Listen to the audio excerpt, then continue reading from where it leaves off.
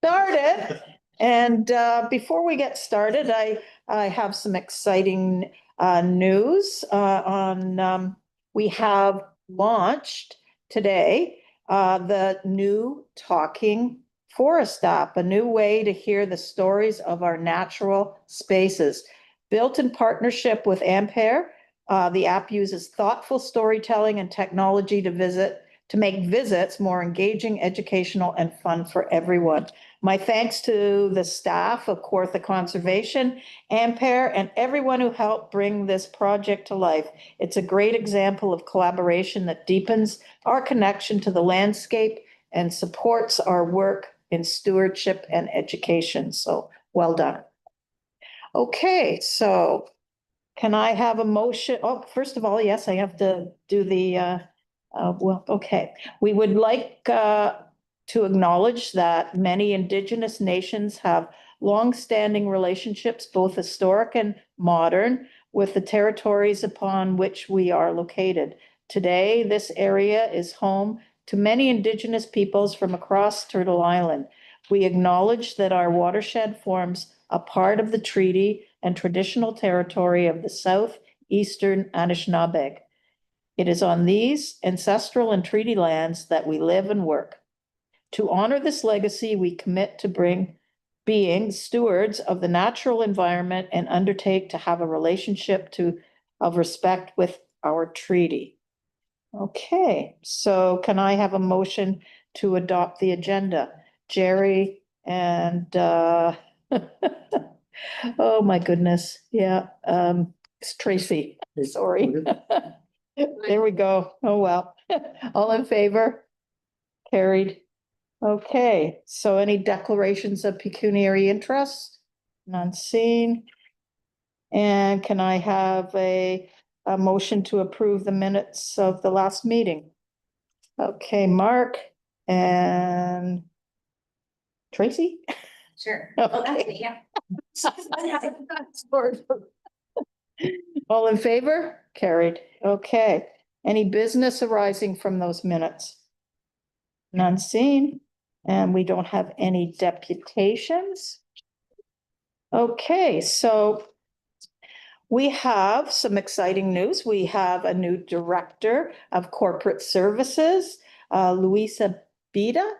I hope I'm saying that correctly. So she started on October 6th, 3 weeks ago. Yeah.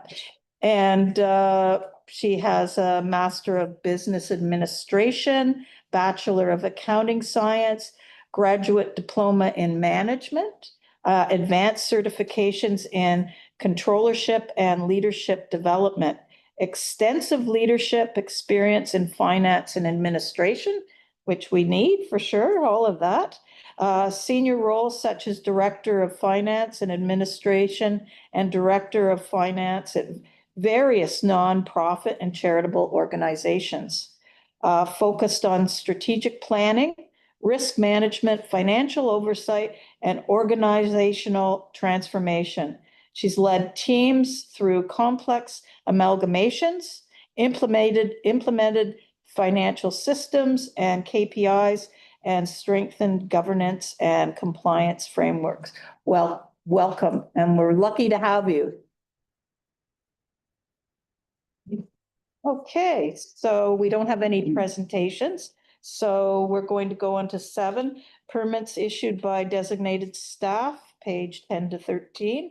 Christy McCabe. Thank you, Madam Chair. It's for you. I'm pleased once again to bring another 100% of our timeline with our permits again for the month of September, I guess we're in now. Really pleased with the performance of the team. We did a total of 21 permits in the month of September and an additional 5 sort of reissuance, whether it was extensions or different revisions needed to be made. So in total, 26 permits went out the door. We only calculate the timelines on the 21, and all of them met all of the timeframes, exceeded expectations. As you'll see in the notes on the second page of the board report, are typically we're allowed 14 days on a standard permit to review it, and we're reviewing those within 8 days on average. And we're provided an additional 21 days to get the permits at the door. We're only using 7 of those. So that sort of gives us the ability to take on some other projects, to do some cross training with the team and look for improvements in other aspects of the work that we do. So really pleased with the performance of our team thus far. They're a great group of individuals. So. Great. So where are we in comparison to last year at this time? For permits? Yeah. Through you, the number of permits coming through the door this year are definitely down. We are sitting at, for the month of September, we're sitting at about 186 permits, or sorry, 286 permits going out the door. Normally, we're sitting at just over 300. Okay. So we are low. We are projecting that we're going to be under our projection of what we anticipated based on the 2024 numbers. And a lot of that is based on the changes to the regulation, which shrunk some of the regulated area within our watershed, and means that the number of people that used to have to come for permits, some of those properties are no longer regulated, and so they don't require permits anymore. Yeah. As well as I think some of the economic downturn and some of the concerns around what's happening with the economy are making people sort of double Wait, on maybe. some of the projects that they might have had sort of in the hopper. So we're seeing a little bit of a slowdown as a result of that. Yeah.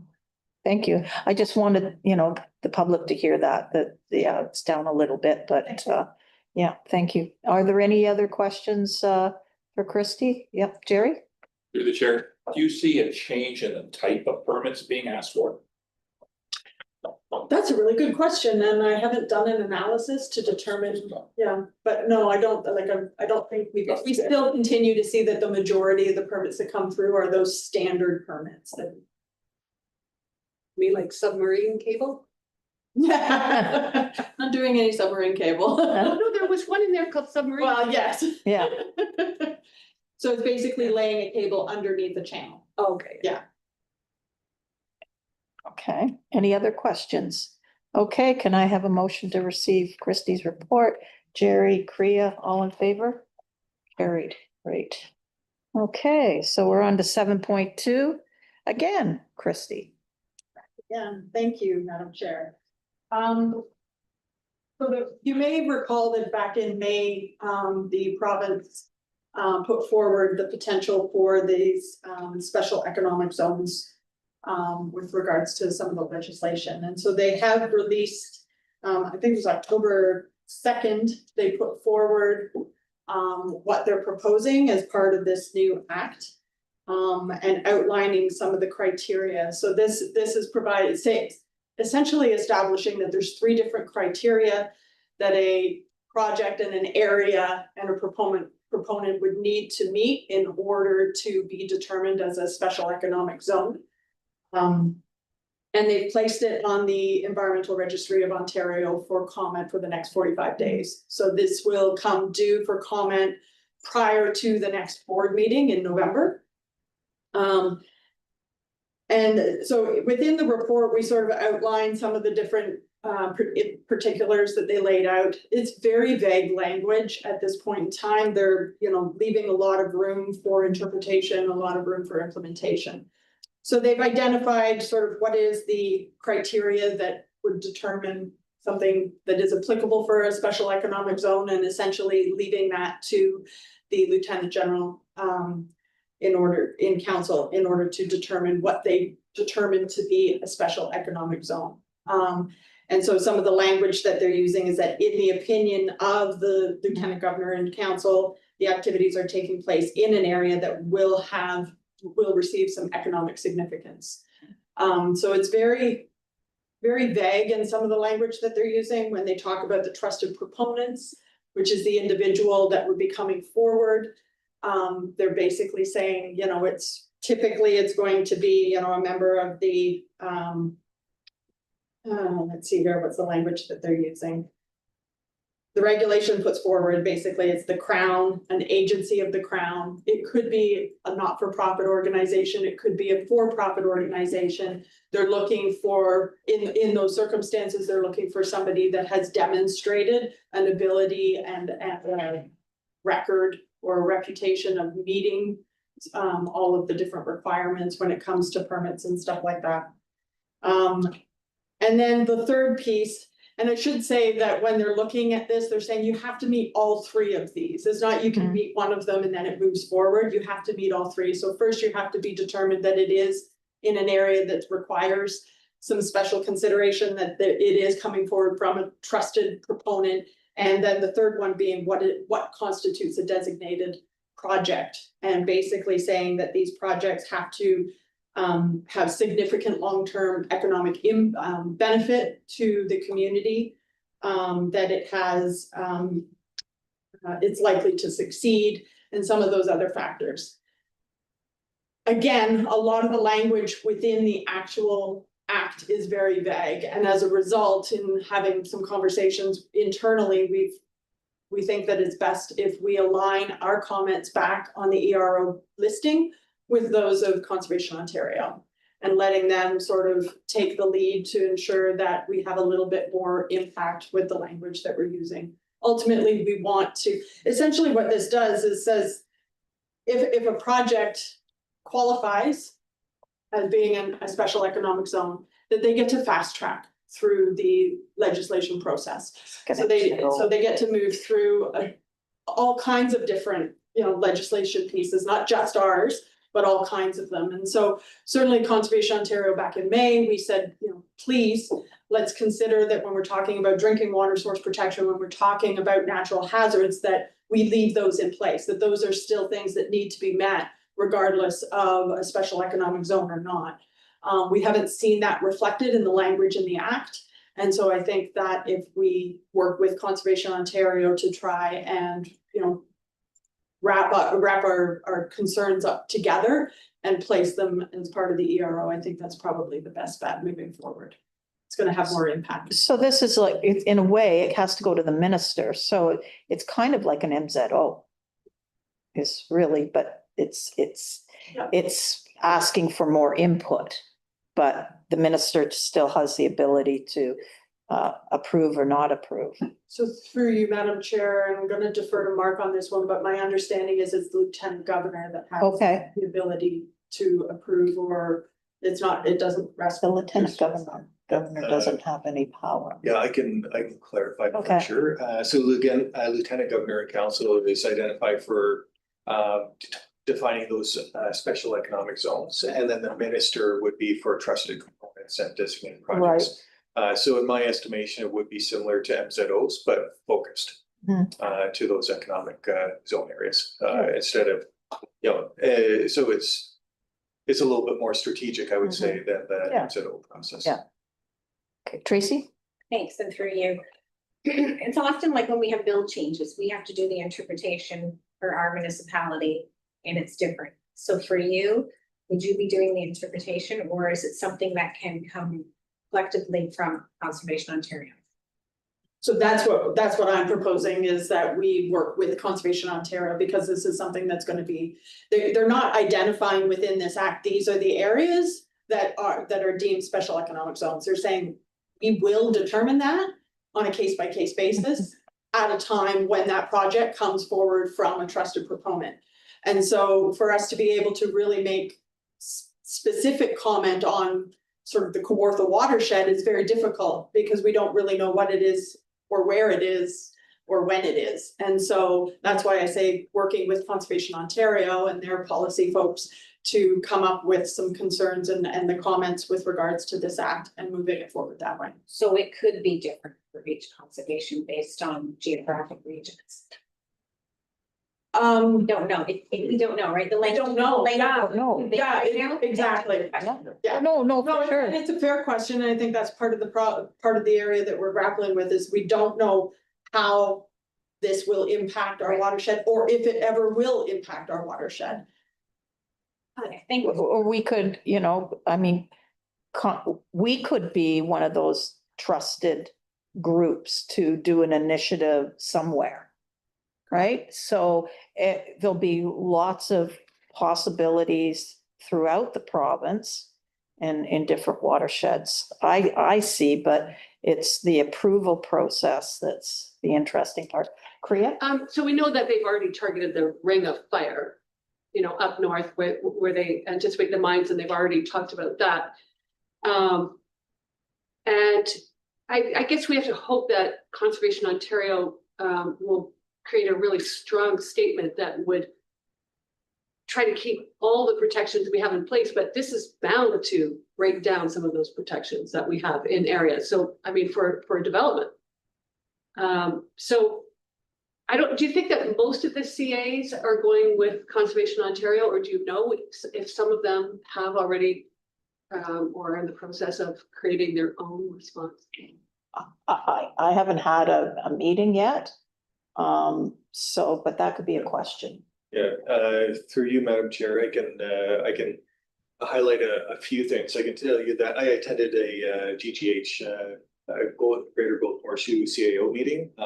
This was out, but it wasn't a topic that was really discussed very much. I think the difficulty in the legislation that's proposed is a lot of it will come down to implementation. And it's not going to show up in the regs. There's a lot of flexibility, I think, for the minister, the province to determine what projects and what areas are going to kind of go through that process. The highlights that I see, which as Christy mentioned, we identified as well, Conservation Ontario, source water and natural hazards as two primary pieces that we'd be interested in. In the proposed reg, there are allowances for that using different terminology, more broad terminology. So I think that's good in some ways in that it's more broad, it encompasses more things, like natural heritage, for instance. So it says environmental protection. If I was to say environmental protection, I would include natural hazards within that and also natural heritage and the water features are things that are identified in the provincial policy statement as Planning Act items. And then also on the trusted component side, it identifies that again. The development side includes health as another component, which would be source protection. But it doesn't use the same words. And that's why I think it'll come down to implementation in the end. And that's where you would be, you know, that's where I think where the gains are probably on this one, which is to say, all right, well, if they're going to look at trusted proponent, make sure they contact the local entities, ourselves included, that says, do you have something that might not be on record, but indicates that there might be some violations with potential that are just worked out, you know, kind of behind the scenes through a compliance framework. So, but not progressing to the courts. So I think that's where the implementation side of things is probably the most critical part of this. So, but municipalities, you know, have oversight now in natural heritage. So how does that play out with conservation authorities? And how do the municipalities get involved through the process? Yeah, thanks, Madam Chair. So the legislation, it speaks to streamlining the process. And if we take the MZOs as an example of a potential model, I know that in the city of Kawartha Lakes, they chat with your staff and determine the best framework. And I know they've reached out to us and said, hey, what timelines do you need in order to make sure this goes forward? So I would expect that as it plays out, it would be discussions around what items make sense for the development, which ones might be able to be streamlined. So I can see that kind of scenario. But the problem is there's no details. It's all circumspect at this point in time. So I think that's So stay tuned. So I think it's a stay tuned, but the other pieces don't have a commenting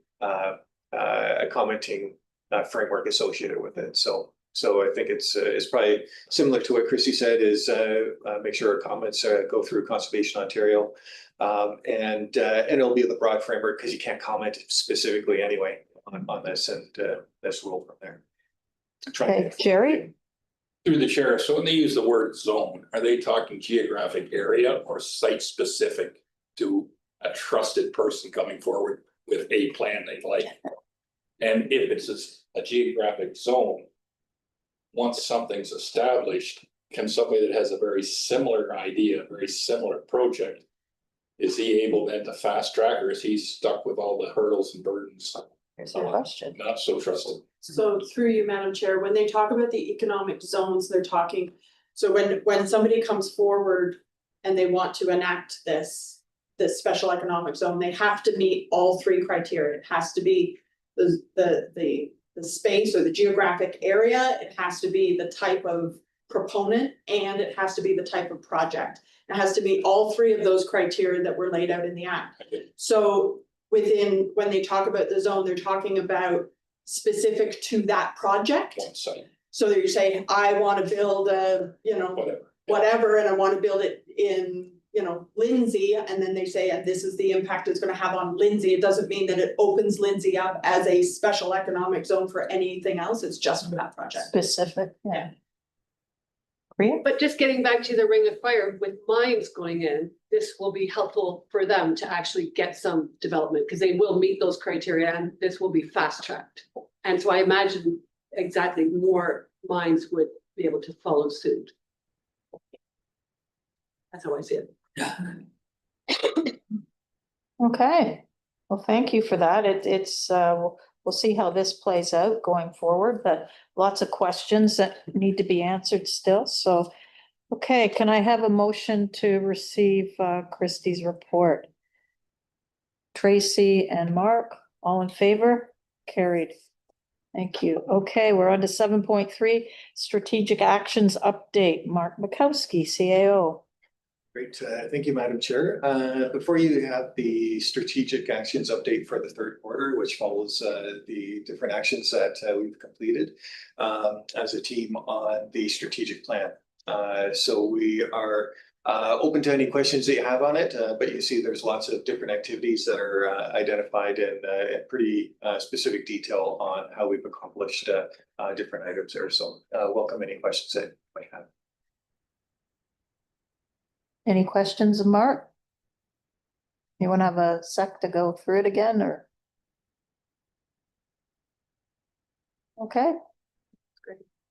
Can I have, Constantly evolving. So yeah, it's good. okay, Yeah. that's fine. Can I have a motion to receive that then? Jerry and Peter, all in favor? Carried. Okay, so we're on to 7.4, Ontario Low Water Response Program. Nancy Aspiden. Through you, Madam Chair. This report in front of you is just to provide an update on our current low water status for the watershed. I'm happy to report that our watershed has begun to recover after calculating the latest 3-month precipitation average at the end of September. We are currently at 71% of our historical watershed average for this period of time, corresponding to a level 1 low water condition. So as a result, we downgraded our statement October 2nd from level 2 to level 1. However, even though we have seen some recovery, MNR and other forecasters continue to indicate that we will continue to experience lower than normal precipitation throughout the rest of the fall and into the winter, which could mean we'll fluctuate between a level 1 and a level 2 conditions on the ground. We'll see those. We're not sure at this time, but hopefully we will get out of it sooner than later. When looking at our stream flow indicators, they continue to reflect low flows. We continue to see an impact on stream flow discharge across our watershed. Groundwater fed streams are not seeing as much of an impact compared to our surface water influenced streams. For example, we talked about it a number of times the last few months that Mariposa Brook continues to see extremely low flows. Also included in this report, there was a number of questions Nathan was asked at the last board meeting. So we from those answers into this board report. Yeah, that's great. Okay, so any questions for Nancy? Okay, so can I have a motion to receive her report? Jerry and Harold, Yeah, that's me. all in favor? Carried. Okay, so we're on to 7.5, the CAO report. Mark Mikowski. Great, thank you, Madam Chair. There's a number of items identified in this month's report. Lots of activity going on. It's a really busy point in time for us. We go from busy to frantic right around this time, and you can see that reflected in the report there. Lots of great things going on. I'll just highlight a couple of those for your interest. One of which is due to some of the great efforts from John and then a number of our staff. We were a focus of a television program, which was kind of cool. It was called The Botanical Jungle, and it featured the different programs that we have. So I'm not sure if anyone's caught that on Bell 5 TV, but it was a pretty good session and reflected all the work that we do. We, on the finance side, a lot of work going on in terms of preparing the third quarter financials and the budget as well for this time period. There's a lot of other work that goes on in terms of paying bills and making sure people are paid and that sort of stuff. But a lot of activity going on that front. We further to the board approval of the generator, we are hoping to implement all the hardware by the end of the year. The hydro hookup looks like it might happen in the new year, just due to their timing. But in November, and if we have a December meeting, you'll see probably some new equipment out there, which is great. Helps make sure that we're sustainable and resilient. In case an event happens again, which it seems to be happening with regular occurrence these days. There's a lot of work that's going on in terms of some of the work related to device management and implementing some of the pieces that we had implemented as a result of the IT security issues that we wanted to take care of. So we've proposed, you'll see in the budget, as a couple of different items. It's a 2-year suggestion for the board to look at a general benefiting program to make sure that we can elevate the security on that end a little bit further through something that's called Intune, which is device management. And you would know as well that there's been some rumblings about data standards as well at the province, which would transpose over to different agencies.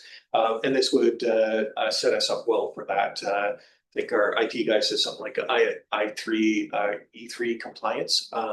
So this would give us a leg up on that and be able to comply with any potential standards that are put forward our way. On the compliance side, on planning and regs, this is the compliance and enforcement side of things. Our regs officer, you'll see, has been very successful in negotiating some resolutions to a number of problem files that we have from people that have not received permits and are now going through a compliance process to make things right. So really great work that he's doing on that end. And you'll see the planning numbers in there as well, which is new for us. We didn't track those numbers before this year, but we've developed some KPI in there. The KPI is that we want to meet municipal timelines. So when there's a date put forward, are we able to meet that? And usually it's the engineering side that ends up causing us a little bit of extra time in the process because some of the files are quite complex. But we've made a concerted effort to make sure that we're able to address engineering comments in an expedient manner throughout the year. So we're making some great headway on that front. The Burnt River floodplain mapping is going really well. You see a picture that I'm jealous of our staff on. Some guy's got his canoe portage over his head, and they're doing some great work. What we have to do is actually map the bottom of the channel, and I know the guys are really happy. It sounds like they have to portage a little bit more, but we require low flow conditions to get the best information, and we have them. So low flow is generally not good for a lot of things, but for floodplain mapping is the best that you would hope for. So we are opposed to finish the field work on that and have the engineering work start. So we're right on schedule with that program. The Greenbelt hikes, this was a celebration of the 20-year anniversary of the Greenbelt, and we had a number of hikes that were done. 110 people came out to those hikes, which is great. We had a planting event for one of those as well, and that was well attended as well. So we planted Miyawaki Forest, I think it was. Got that right? Yeah, first time. Small forest. This is the small, tiny forest. Yeah. Very. Yeah, so that's a dense stand of forest that would Yeah. grow taller due to the competition that's to do. So that's great that we're able to do that. We already talked about the talking forest. There's a lot of work going on at Durham East Cross Forest as well right now, tied to a grant that we have. And so Melissa's busy with her crew, and I think stealing some of Danielle's crew as well, to naturalize a portion of East Cross Forest, which is subject to a couple of things, invasive species, as well as some erosion from landscape soil, sand there, a lot of it exposed. And this kind of planting helps make sure that it's rejuvenated, better for the groundwater, and hopefully will keep people out of the areas that were traditionally used for motorbiking in there. So it helps things overall. And you would notice as well that there's a number of ALICE programs that are starting to roll in as well. So that's great. This is the first year of the ALICE program, Alternative Land Use Sustainability Program. And that's a program directed towards farmers to do environmental things on their properties and receive some cost sharing for it over a couple of years. So that's a great program. There's also work going on the new program, which is the Durham Resilient Agriculture Program, which is also looking at things for the agricultural community to be more resilient in a changing landscape. See, the only other thing I'll mention is that we are looking at updating our regulation layer. There's actually a requirement in the regulation now that says you have to do an annual update. So we are looking at an annual update for our regs coming up in the next couple of board meetings. And what we're doing is taking a look at all the different pieces that make up the regulation layer, and then we'll be putting that forward to the board. It requires a bit of work. You'll see a big flow chart on there on my report there that had a number of items that lead into it, and then some processing components. So it's a very detailed process, and we look forward to sharing that with the board as well. Great. Okay, any questions for Mark? No? Can I have a motion to receive his report, please? Priya and Mark, all in favor? Carried, great. And 7.6, correspondence, Mark. Yeah, thank you, Madam Chair. Two pieces of correspondence there. We've tied into one item is Conservation Ontario minutes. They're attached for your interest. Okay, motion to receive that. Tracy and Harold, all in favor? Carried. Okay, good. Steaming like on here. Okay, so we're on to 8.1, Plan Review and Regulation Policy Subcommittee Member Selection. Don't everybody just jump at this. I have no choice, but others do. Go ahead. I'll turn this over Christy, to Christy yeah. and let her. Thank you, Madam Chair. Mark and Madam Chair.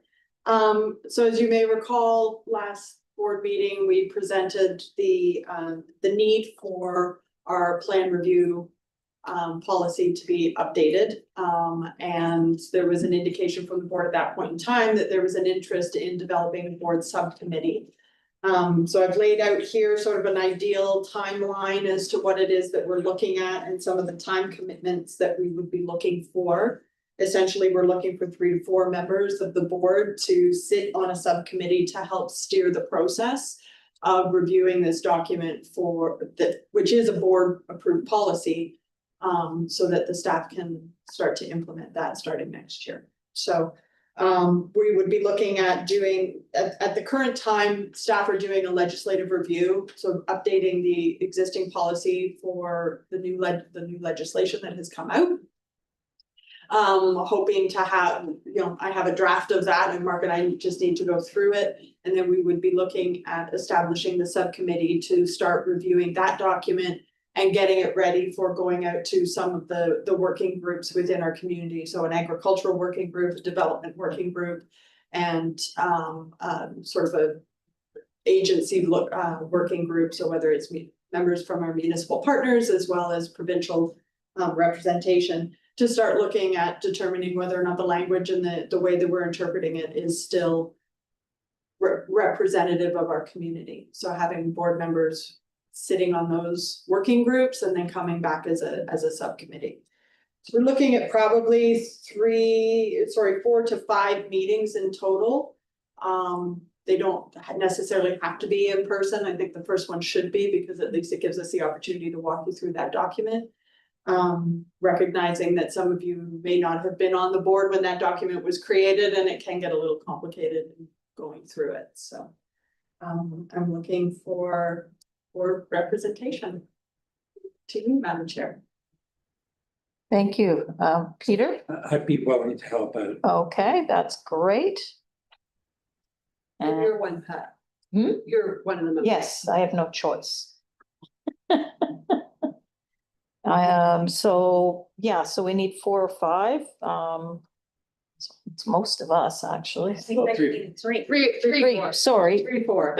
Like 3 to 4 directors, 4 to 5 meetings, sorry, there you go.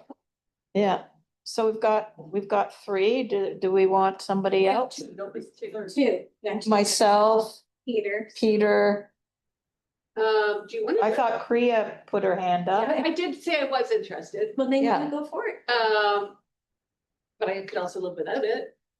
For anyone. Anybody? Okay, I will do it if nobody else wants it. Okay, so it says 3 or 4. I don't Just- think I mean, I'd be delighted. Absolutely. You're a delightful group. So it's gonna be just amazingly fun, right? When you, how long do you think most of the meetings would be? It's hard for me to estimate at this point in time. Mark has a little bit more experience in how some of those meetings have gone, but I think a lot of it's gonna come down to how much discussion we have at the table. But Mark, do you have a sense? You're probably looking at a couple Yeah. hours. It'd be a couple hours for sure, and then the background prep behind it, but we'll try and make that easy. Good. It's still, you still have to run through the material, which Yeah. will take some time. I just want to say for the first one, although you'd like it in person, my November's already looking a bit squeezed, so could I do the first one, like, could it be a hybrid meeting? Yeah. Possibly, just if I could, I serve at the pleasure for. sorry? I serve at your pleasure, so. So it would be really nice, That's fine. it would be really nice to have one more person though, just in case, somebody's unable to come or, will you, Tracy? Okay, thank you. So we have our 4, that's great. Okay, so, we don't really need a resolution on that, do we? Well, the resolution. Oh, resolve that, yeah, okay. So we've got all the members that are going to help, so. Can I have a motion to receive that? Okay, Mark and seconder Kriya, all in favor? Carried. Okay. So we're gonna be finished before 2, Tracy. So, okay, that's it. So we just need a motion to go into close. We still have a budget. If you'd Oh, like that's to right, discuss. the budget. Sorry.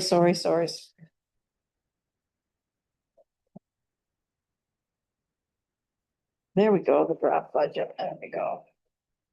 So yeah, 8.2, pages 85 to 118. So any questions for Mark on the budget? And Madam Chair, if you want, I can give a brief synopsis of the budget factors. So we received a 2.5% guideline from the board back in July, and we've been getting the numbers in from a number of the service groups that help us out on different things like insurance and OMERS, health benefits. There's a lot of pressures that are coming our way. And when you add in that inflation economy side of things, it's $62,000 in terms of pressure, new pressure on the budget. The 2.5% guideline is $45,000 on our budget. So just in terms of that inflation economy side, we're in a bit of a pinch. I can list more of the items for you if you wanted, but they're all in the high single digit to double digit increase numbers. So OMERS, CPP, EI, EHD, WSIB, insurance, some of the software that we need to do in order to protect ourselves. The MDR, I think it's called, Managed Detection Response, that has a subscription fee to it. Licensing, we've had two big suppliers for us change their licensing fees. And that's on the software side. So Microsoft 365 no longer provides a not-for-profit discount. So that's an increase on our end. And Adobe, they've moved to a single end use user model, which means, and they've taken out their not-for-profit as well. That one item alone was $7,000 and health benefits. So all of that rounding up to $62,000. We are also in our last year of the pay equity and compensation plan. That's a hit of about $13,000. And we haven't hit COLA yet. So that's an additional 2% that we've been looking at. So there's a lot of pressures on the kind of expenditure side that we're going to see, and then on the revenue side of things, we anticipate, as we've talked about in this board meeting, a bit of a softening the economy for development. So that's going to affect our planning and regs fees. It makes sense to reduce our expectations, because we are anticipating that this year, as Christy mentioned, we're anticipating being short on permits. I think it's somewhere around 100. You translate that, it's a bit of a hit on the budget as well if you're not getting those applications in to review. So we've anticipated a bit of a downturn on that, which amounts to about $47,000, almost $50,000. So you have one item going up, but your revenues kind of dropping in the other side of things, and that's resulting even through some of the things that we've done currently. So we've actually given notice to two of our staff, contract staff, that we won't be renewing their contracts. So that does put additional pressure on our existing staff, but one way that we've seen that is really the only way that we can try and make things balance. And we've also reduced two seasonal staff as well. Those are about $13,000 to $15,000 each. And then we're also looking at efficiencies in the process. So as an example, the Adobe 7,000 is like crazy as a hit, especially for a small organization. So we're trying to see what other what else might be out there, and reducing our consumption of that software. So probably only have a couple of power users, and then rely on another program to do the job that's cheaper. So that's kind of where we are right now. On the general benefiting side of things, we are looking at continuing the asset management plan. It was implemented for the first time last year, and as we saw this year, a number of assets needed to be replaced. It's just good to make sure it's still there. So we are proposing that continues, which is an additional across the watershed municipalities, 25,600. That would increase incrementally for 10 years until we get to that sustainable number. Environmental monitoring, we're looking at continuing forward and having that IT project with the Intune, and make sure our data is protected as a third. We've actually dropped off climate change because of Nancy's success with Project Ignite, which was the item that was planned to go forward in this time frame. So other than that, the only other thing that's, I would say, noticeably different in the budget would be on the special projects side of things. One is the ALICE program and OMAFRA grant that's coming into the budget year. So a significant increase on the revenue side compared to last year.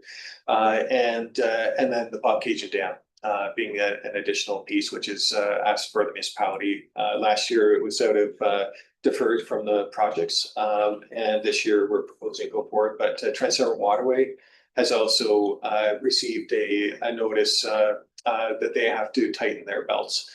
So we had 15,000 from them last year to support, and they're no longer able to support that. So that's kind of a big roll of budget. How much is in the deferred for the lake management? Yep, there is a bit of money in deferred. And we were actually taking a look at those numbers to see whether or not there was some wiggle room that apply a similar approach, but still have municipality as a project special levy apply that. But we do have a plan as well, to spend out the deferred revenues that were in there. So we just have to make sure that that plan is not affected, because that affects the rest of the implementation over the next number of years, so. So when's the next ask for lake management implementation? Is it like- In terms of the big plan, Yeah, that will be 2029, okay, I think it is. okay. Ah, great. Yeah, look at that. My memory works good. Very good, very good, okay. All right, any questions for Mark on the budget? I have another, so, by not renewing the contracts, does that bring us down into a kind of break even besides the special benefiting? This brings us to the 5.3%, Okay, is what it does. Yeah. Yeah. So essentially what it does is it shifts some of our internal labor components to special projects. Mhm. It means that we can ensure that we have a sustainable staff complement for what exists today. Tracy? Thank you, through you. So where we mandated, so to speak, at a 2.5, and where we're sitting right now, what is that in a dollar value? So at a 2.5, it is 45. We're not mandated to anything, just for clarification, but the direction set by the board for 2.5, and so 2.5 is 45,000 on our budget. Where are we sitting right now? 5.3? We're at 5.3. And what's that dollar value? I the think difference? overall that's 95. Yeah, so it's It's about $50,000. yes, right around there. Yeah, 47, I think it was, but yeah, about 50. Well, comment is, we can certainly see where you guys are making some drastic measures and trying to, get it down, but we are all sitting around this table right now with the same inflationary pressures in our municipal budgets, so we get where you're coming. What's the amount for the percentage from Durham? Durham's is 2.5, 2.5. so we're above that guideline. Yeah. As well. Should be interesting. Yeah. Oh, yeah. Okay, so can I have a motion to receive Mark's? Sorry, Peter. Just make a comment. Yep, Through you, Chair, and to respect to the city of Kawartha Lakes and Durham region. But most of our budgets have gone up more than 2.5%. So I think it's an unrealistic expectation that the Conservation Authority can stay at 2.5%. Agreed. yeah, Like above more. it's a tricky time for sure, yeah. Okay. Any other questions or comments? A motion to receive? So Madam, Sorry. the motion is to Oh. move forward with the draft budget. Right, sorry. Um, Okay, yeah, can I have a motion then to move forward? Kriya? And seconder, Peter, all in favor? Carried. Okay. Okay. All right. And now we're on to new business, and Mark has an announcement. A late announcement, which is there is a slotting for a December board meeting. Traditionally, we've done one of two things, either canceled it, but in recent years, we've had a little bit of a social for the board, a light board meeting as well before that. So just wanted to see if the board was interested in having a Christmas social again this year. We'd placed Christmas music and And some, yeah, some entertainment from Yeah, Mark. Yeah, do some dancing or whatever. But if you're interested in that and a light board meeting, we could play the Bell Vibe presentation if that was of interest to you, and have a couple of items on the agenda for some decisions, but have a What's the date nice there? social The 18th. at your pleasure on that. What do people think? We can not have it or have it, it's up to you. Staff have a preference? We work at your pleasure. If you, I think that's great. I think we can make sure that there's a functional board meeting as well. Similar to last year, we had a couple of items that went forward, but they were good items to make it aware of the different things that we're doing. The Bell Vibe video, I think is pretty good. And it would showcase some of the things that we do on the landscape, and some of the work that's going on. So we could easily. It's to separate. Yeah, Yeah. said that. Yeah, well, I think it's a great idea, so I don't know what everybody else, their availability, but can't, maybe you can chime in. I would say yay. Yeah, Sure, I think it's a good idea. I think it's Yeah. a good idea. right on. I could bring hazelnut cookies. There you Yes. go. Yeah. We bought Christmas cake last year. Oh, yeah. He has fond memories of that. Yes. Yeah, Pressure. yeah. Okay, so okay, now we have a motion to go into closed. Okay, Tracy, seconder, Priya, all in favor, carried. Thank you, everybody. And I would just ask that Louisa and Nancy can join us. in- Okay, great.